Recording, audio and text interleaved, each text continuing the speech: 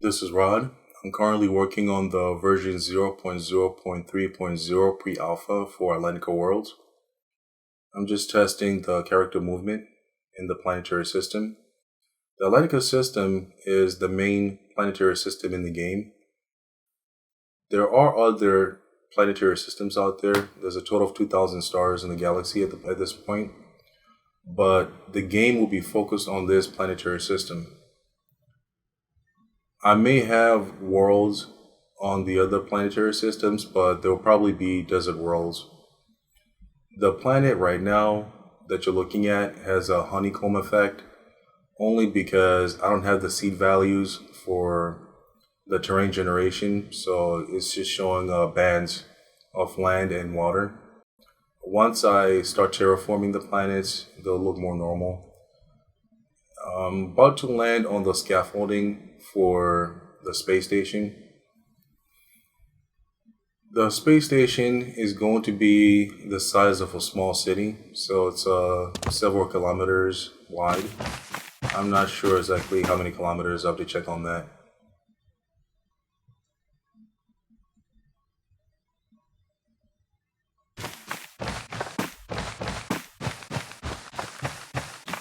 The game lore will be based on this system. It will not include the other planetary systems. So this will be the main focus.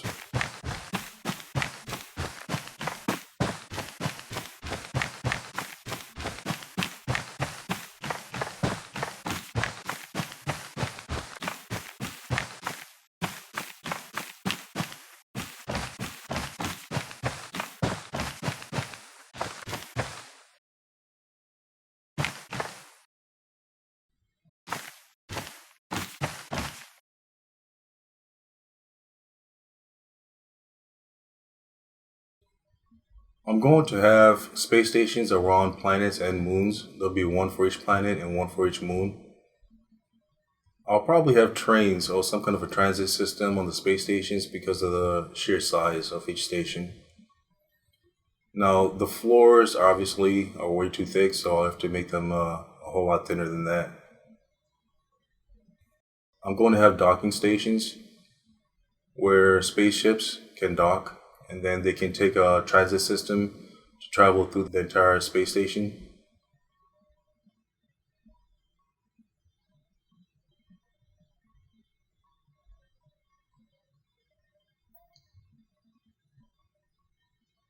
As you can see, I have the core planets inside the inner asteroid belt.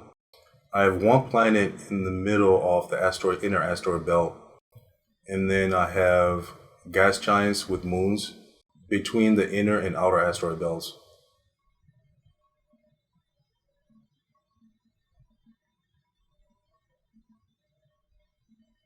The space station will act almost like an interplanetary airport where players will need to go to customs at the space station before they can enter a planet or a moon.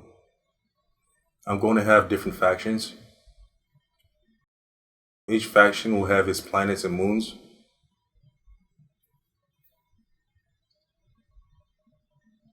The planets are 1/10 the size of Earth, and the star is 1/10 the size of our sun.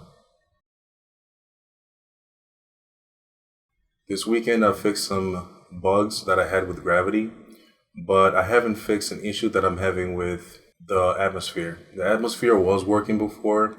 I made some changes, so I'll need to fix the atmosphere.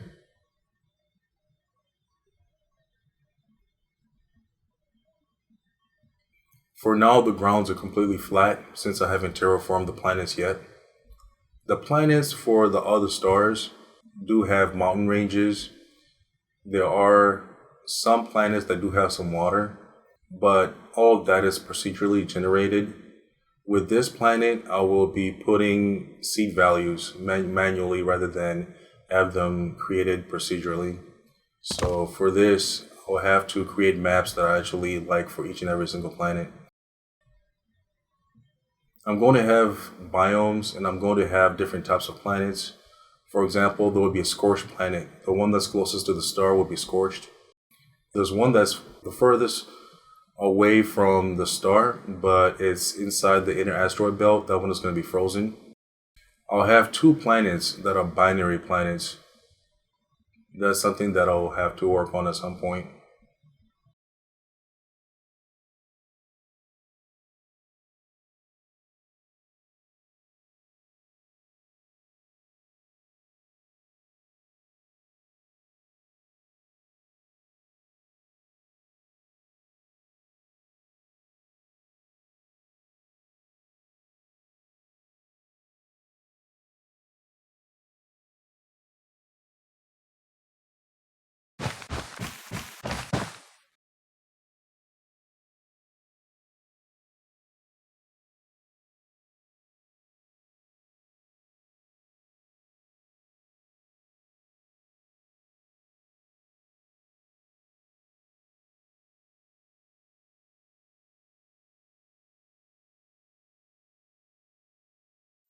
The white dots that you're seeing that represent the asteroid belt are just markers because the asteroids, you're not going to be able to see them. So I turn on those markers just so it's visible as to where the asteroids are. The reason why I'm going to have markers for the asteroids is because I want players to be able to discover asteroids to search for different minerals for mining. So players will be able to find an asteroid, and then if it's worth a lot, they'll be able to get the coordinates, stake a claim on that asteroid, and then maybe sell the coordinates. I do plan on making this game eventually multiplayer. For now, it's just single player, just due to the massive size of the system, of the game, really, the galaxy, and the different issues I'll have to troubleshoot in order to get it to be multiplayer.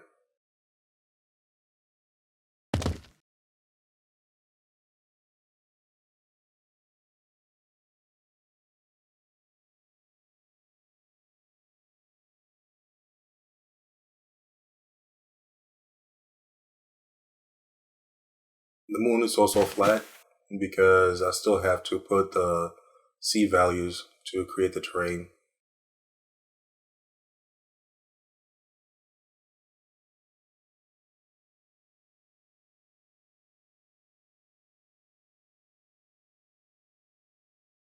This is the panoramic view of the planetary system.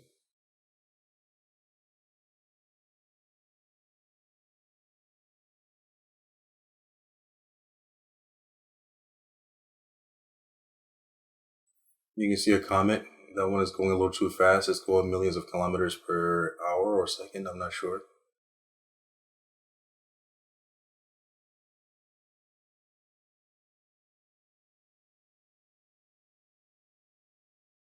I still have to create the comet trails. So far, the comets are nothing more than just asteroids. I'll need to make them into frozen bodies, and I'll need comet trails.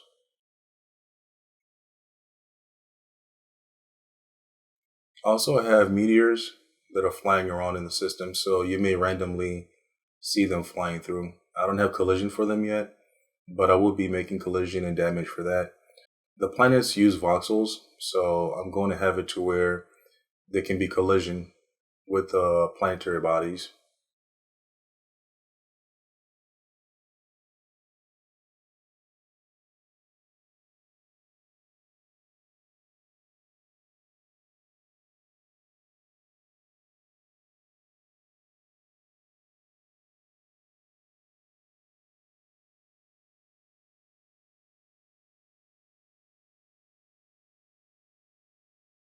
Even though the game is centered around the planetary system, I will still allow travel to other places because I've always wanted to create a game that doesn't have any limitations or very few limitations.